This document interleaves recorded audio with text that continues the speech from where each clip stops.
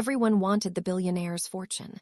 I was the only one who didn't, and that's why I got it. When people hear that I inherited a billionaire's company, they imagine boardrooms, private jets, secret affairs, or clever manipulation. The truth is painfully ordinary. 3 years ago, I was a part-time facilities assistant at Raventon Technologies, a quiet woman with a clipboard, bad knees, and zero ambition to climb corporate ladders. I cleaned offices, fixed broken printers, and made sure forgotten mugs didn't grow mysterious ecosystems. The man who changed my life was Arthur Raventon, the founder and majority owner. The world knew him as a ruthless innovator. I knew him as the tired man who forgot his lunch in the fridge and thanked me every time I found it. His family fought for every dollar before he was even gone. I didn't want a cent. I only wanted him not to be alone. And somehow, that was enough. Arthur started talking to me because I was invisible. Executives passed him with speeches prepared. Lawyers bowed. His children argued loudly in conference rooms with glass walls. But when I came in with my tool cart, I didn't ask for anything. I just fixed his broken desk drawer. One night he sighed, staring at a photo of his late wife. "Do you know," he said, "I don't remember the last time someone spoke to me without wanting something." I laughed before I could stop myself. "You should try spilling coffee more often." He smiled, really smiled, and asked me my name. That was the beginning. Not a contract. Not a promise. Just two tired people sharing silence in a loud building. Arthur's health wasn't something the company announced, but I saw it. The shaking hands, the way he sometimes forgot which floor he was on. His daughter Margaret visited weekly, always with an attorney. His son Elliot only showed up when numbers were discussed. They were polite to me the way people are polite to furniture. One evening, I overheard Margaret whisper, "We should settle things before it's too late." I didn't like the sound of that. Later that night, Arthur asked me to sit. Not work, just sit. He told me about starting Raventon Tech in his garage, about losing his wife, about feeling like his own building was swallowing him whole. "I don't want to die being a balance sheet," he said quietly. I didn't know what to say, so I stayed. Our conversations became routine. I brought him tea. He asked about my son Leo, who was learning guitar and hated homework. I never asked about money. I never hinted at help. One afternoon, Arthur said, "Everyone around me is fighting for something I don't even care about anymore." "Then why keep it?" I asked. He blinked like the question physically struck him. Weeks later, his lawyer, Mr. Hensley, appeared while I was replacing a ceiling tile. "Arthur wants you to join a meeting," he said, eyeing my uniform like it offended him. I almost refused. The meeting was uncomfortable. Arthur, me, Mr. Hensley, Margaret, Elliot. Margaret's smile vanished when she saw me. "Why is she here?" Arthur folded his hands. "Because she's honest."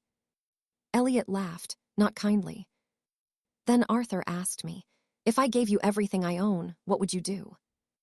I panicked. "I don't want it." Silence exploded in the room. Margaret stared like I'd insulted her ancestors. Elliot muttered something under his breath. Arthur leaned back, studying me like I'd finally told him the answer to a riddle he'd been carrying for decades. After that meeting, everything changed. Margaret cornered me near the elevators. "You should be careful," she said sweetly. "People misunderstand situations like this." Elliot wasn't subtle. He sent HR complaints about my conduct. Suddenly, my work was monitored. My shifts changed without notice. Arthur noticed. "You're not responsible for my family's fear," he told me one evening. "You're responsible for being who you are." "I just want things normal," I said. "That's exactly why you're dangerous," he replied, smiling sadly. Arthur's health declined faster after that. One night, I found him sitting alone in the lobby after hours, staring at the locked glass doors. "I used to believe legacy was buildings," he said. "Now I think it's people who remember you kindly." He handed me a sealed envelope. "Don't open this yet." I never imagined it contained a will draft. The family meeting that followed his hospitalization was brutal. Margaret accused me openly.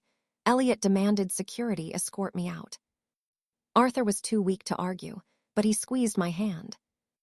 Mr. Hensley's face was unreadable. I left the hospital in tears, certain I'd just lost my job. Arthur passed 2 weeks later. I didn't attend the public memorial. I watched it online with my son asleep on my shoulder. 3 days later, Mr. Hensley called. "You should come in," he said. My hands shook the entire drive. Nye. The reading of the will felt unreal. Arthur had left controlling interest in Raventon Tech to me. Not full ownership, oversight, voting power, trust stewardship. Margaret screamed. Elliot left without a word. I just cried. The media story was ugly. But Arthur had left letters to the board, to employees, to his children. He wrote about honesty, about loneliness, about how I never once asked him for anything. That was the part that mattered. I didn't take the CEO title.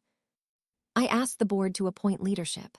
My role was ethics oversight, worker welfare, transparency. People expected greed.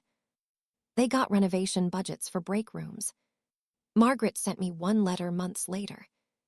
It didn't apologize, but it asked, "How did you do it?" I wrote back, "By not trying." Arthur never wanted someone who needed his money. He wanted someone who needed him. The fortune wasn't a reward. It was a responsibility. Some days, I still push a cart through the building. Not because I have to.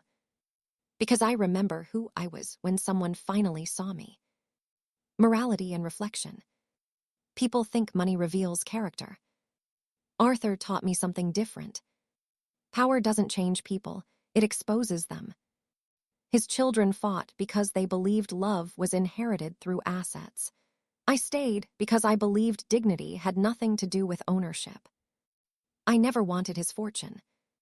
I wanted him not to disappear while surrounded by people. And in the end, the one thing I refused to chase became the very thing I was trusted to protect.